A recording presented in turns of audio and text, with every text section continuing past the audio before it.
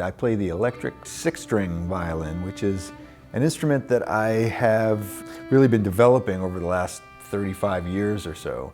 Decided that I really wanted to play more like an electric guitar.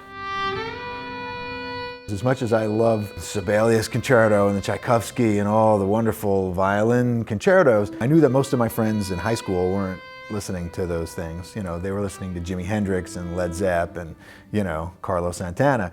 And that the electric guitar had kind of replaced the violin as the, you know, main instrument of our culture.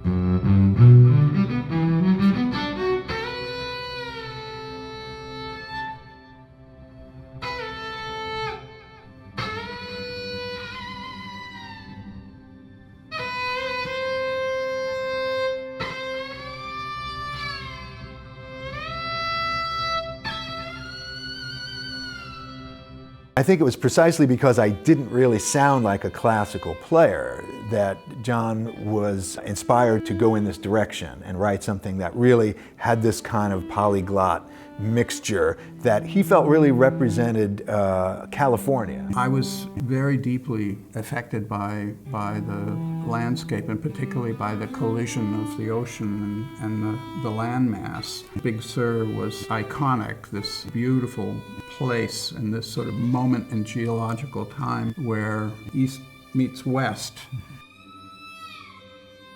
Standing on the coast of California, looking west over the Pacific, and imagining the sounds blowing across the ocean from China, from Vietnam, from India, from Iran.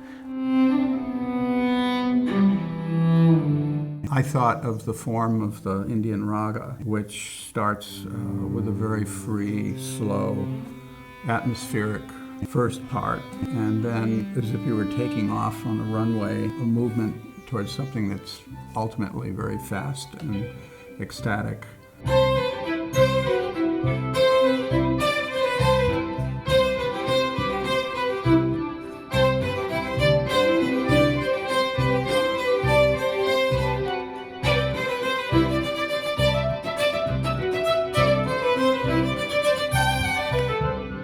It has everything a great violin concerto should have. You know, it has soul, it has virtuosity.